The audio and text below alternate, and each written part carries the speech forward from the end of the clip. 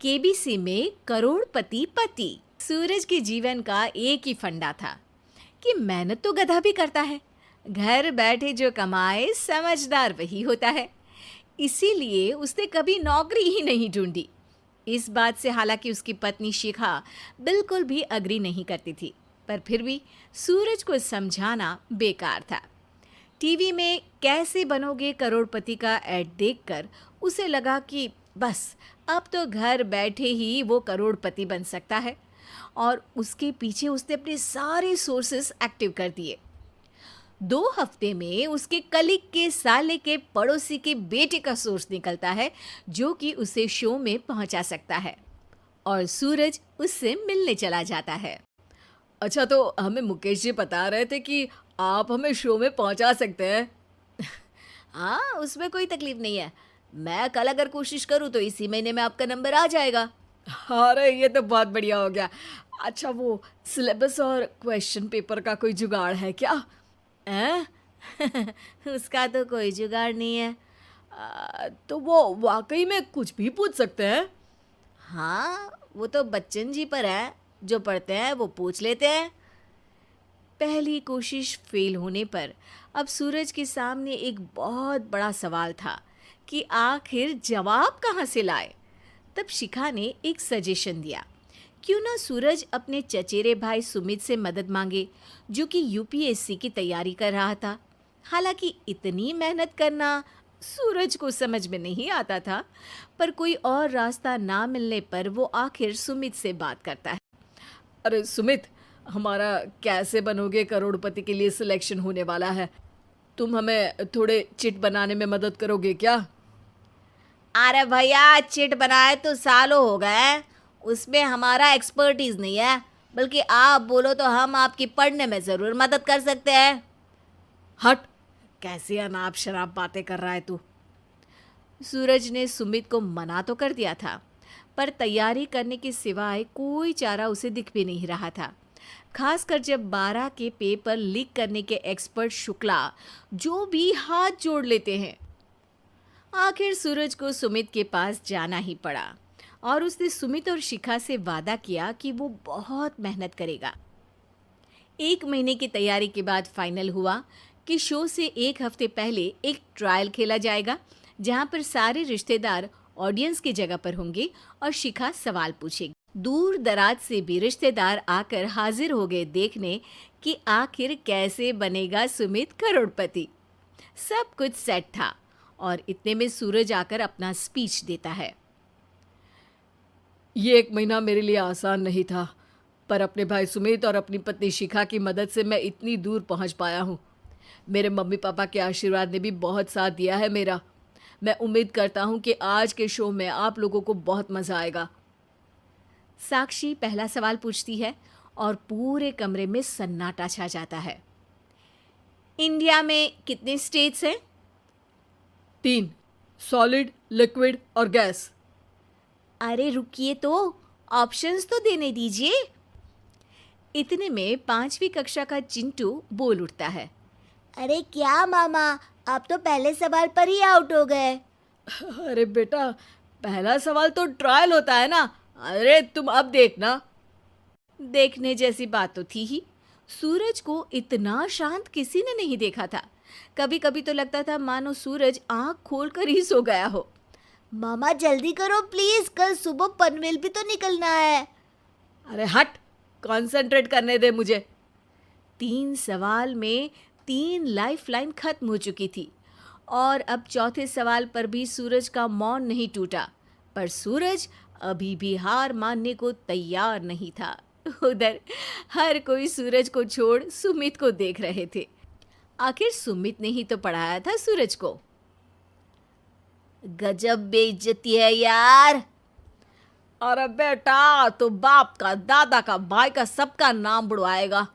अरे 3 life line ले ली तो भी तेरा कुछ नहीं होना है। अरे कोई इतनी बात करता है क्या शो पर? अरे बेटा, शो पर तेरे जैसे भी तो नहीं आते ना। सूरज की ये जंग आखिर 1 घंटे बाद 5वें सवाल पर खत्म हो गई, जब उसने इंडिया के नेशनल बर्ड का नाम कहा, कौवा। अरे बेटा, मजा तो बहुत आया, बस थोड़ा टाइम पर खत्म होता तो आनंद भी आ जाता।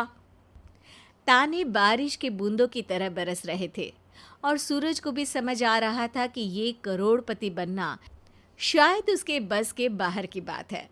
पर वो आखिर ये बात मान कैसे लेता? वो सख्त लौंडा जो ठहरा, उसने सोचा कि बेइज्जती तो हो ही चुकी है, पर अगर मैं हार नहीं मानूं तो शायद कुछ हो सकता है। शिखा, तुम देखना, असली शो में आग लगा दूंगा, आग। करोड़पति बनूंगा मैं। हाँ, सब्जियां खत्म हो गई है घर पे, ले आओ। पहले पति बन जाओ, फिर करोड़पति बनना। अरे गजब बेइज्जती है यार। बेटा, अभी तो घर पर ही हुई है, 1 हफ्ते में तो तुम देश के सामने करवा कर आओगे। वैसे जब टीवी पर जाओ ना तो बस अपने मम्मी का ही नाम लेना, ठीक है? कोई पूछे तो बोलना कि पापा नहीं है मेरे। अरे पढ़ाई की, पेपर निकलवाए, इतने सारे लोगों को खाना खिलवाया, क्या फ़र्क पड़ा? इसीलिए मैं कहता हूँ कि मेहनत तो गधा भी करता है, घर बैठे जो कमाए वही सिकंदर। लेकिन मामा, गधे भी जानते हैं कि हमारा राष्ट्रीय पक्षी मोर है।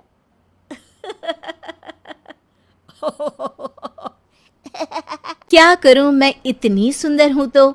श्रीवास्तव मौसी का जब बेटा हुआ था, उन्होंने तभी ठान लिया था कि अपने बेटे के लिए सबसे सुंदर लड़की का हाथ मांग कर लाएंगी। श्रीवास्तव मौसी को भी बचपन से हीरोइन बन के रहने का बड़ा शौक था, तो बहू भी उनको हीरोइन जैसी ही चाहिए थी। एक दिन उन्होंने मिस गाजियाबाद डिम्पल से उसकी शादी करवा दी। यहाँ बस एक ही दिक्कत थी, डिम्पल को फेस मास्क बनाना तो आता था, पर आटा गूंथना नहीं आता था। बातें तो पक्की पक्की करती थी, पर रोटियां कच्ची पक्की बनाती थी। कमला बहन, मानना पड़ेगा, आप शहर की सबसे सुंदर लड़की को ब्याह कर ले आई है अपने बेटे के लिए।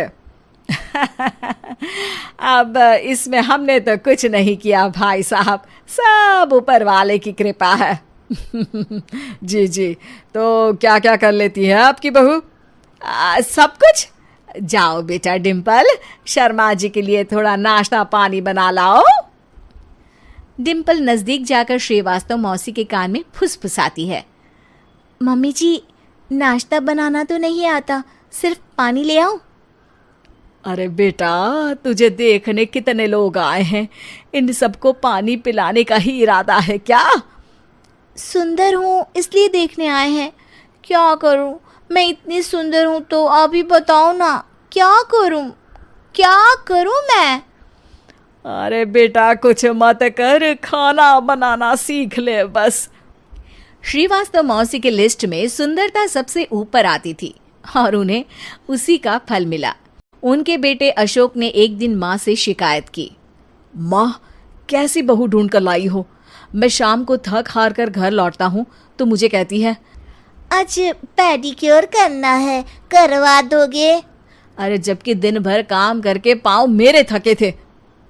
अरे बेटा, ठीक है ना, धीरे धीरे सीख जाएगी। अरे क्या सीख जाएगी माँ, उससे कुछ भी नहीं आता। हफ्ते भर का शेड्यूल बना लिया है उसने, पेडिक्योर, हेड मसाज, मुल्तानी मिट्टी का ये वो, अरे पता नहीं क्या क्या। अरे मुझे तो नाम भी नहीं आते। देख बेटा, खाना बनाना, सब्जी काटना, ये सब सीखा जा सकता है, पर सुंदरता नहीं सीखी जा सकती। इतनी सुंदर बहू मिली है, फिर भी तू खुश नहीं है, कैसा बेटा है तू? श्रीवास्तव मौसी का मानना था कि समय रहते बहू सब सीख जाएगी, पर मिस गाजियाबाद से शादी कराने के बाद घर का जो नाम हुआ है वो जरूरी है।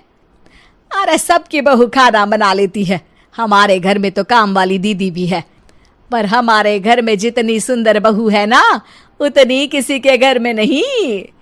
ऐसा श्रीवास्तव मौसी सबको कहती रहती। फिर एक दिन वो हो गया जो नहीं होना चाहिए था, डिम्पल को पिंपल हो गया। डिम्पल घर में छुपी बैठी थी, पर ऐसी खबर छिपती कहाँ है। शर्मा जी घर में अपने बेटी की शादी का न्योता देने आए तो उन्होंने पूछ लिया, अरे आज आपकी बहू नहीं दिख रही? हाँ हाँ, वो ना थोड़ा काम में बिजी है, आती ही होगी। और इतने में डिम्पल सही में किसी काम से वहां आ जाती है। बस शर्मा जी की नज़र पड़ जाती है डिम्पल के पिंपल पर, जो उन्हें चांद पे दाग जैसा लगता है। पूरे शहर में बात फैल जाती है कि डिम्पल को पिंपल हो गया है। ये दिक्कत काफ़ी गंभीर थी और श्रीवास्तव मौसी को पता था कि अगर ऐसा चलता रहा तो उन्होंने जो हासिल किया था सब मिट्टी में मिल जाएगा। उन्होंने फट से डिम्पल को अपने कमरे में बुलाया। अरे बेटा, शर्मा जी के बेटे की शादी 1 हफ्ते में ही है। हमें उससे पहले ही तुझे वापस सुंदर बनाना पड़ेगा। तू बता, तुझे मेकअप के लिए क्या क्या चाहिए? डिम्पल की दी गई लिस्ट का सामान श्रीवास्तव मौसी शाम को ही ले आती है और उसके बाद शुरू होता है डिम्पल का मेकओवर। 1 हफ्ते में सारे क्रीम्स पाउडर टेस्ट हो चुके हैं और डिम्पल और श्रीवास्तव मौसी रेडी हो जाते हैं शर्मा जी के बेटे की शादी के लिए। शादी के दिन डिम्पल बहुत सुंदर लग रही थी। श्रीवास्तव मौसी को उम्मीद थी कि बस अब तो हर जगह वो और डिम्पल ही छाए रहेंगे, चाहे शादी किसी की भी हो। पर जब वो शादी में पहुंचते हैं तो उन्हें बाहर शर्मा जी लोगों का स्वागत करते मिलते हैं। अरे कमला जी, सही समय पर आई हैं। आप ही का इंतजार था। हमने भी हमारे बेटे के लिए मिस अहमदाबाद ढूंढी है। डिम्पल और श्रीवास्तव मौसी दोनों के मुंह खुले के खुले रह जाते हैं शर्मा जी की बहू को देखकर। वो तो डिम्पल से भी ज्यादा सुंदर थी। क्यों, हमने भी अच्छी बहू ढूंढी है ना? हाँ हाँ शर्मा जी, बाकी आजकल के ज़माने में सुंदरता से क्या होता है भाई। देखो, बूढ़े तो सब होते हैं।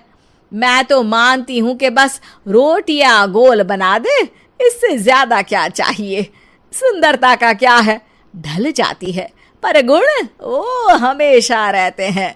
अरे बाबा, इतना बड़ा ज्ञान आपको कोई गुरु भी नहीं देता जितना बड़ा ज्ञान आपको एक छोटे से पिंपल से मिल गया।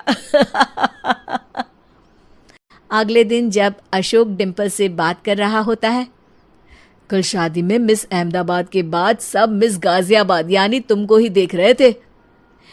क्या करूं, मैं इतनी सुंदर हूं तो आप ही बताओ क्या करूं? क्या करूं मैं तो कहती हूँ कि घर का कोई काम कर या फिर बाहर अपने लिए कोई काम ढूंढ ले। है? क्या कहा माँ जी? हाँ जी, सुंदरता का क्या है? कल तूने मिस अहमदाबाद से मात खाई, आगे कोई मिस हैदराबाद आ जाएगी या मिस फैजादाबाद आ जाएगी, इसलिए काम पर ध्यान दो। हाँ। और कुछ महीनों बाद, अरे बहू, काम करने के बाद तू सुंदर नहीं, अति सुंदर हो गई है।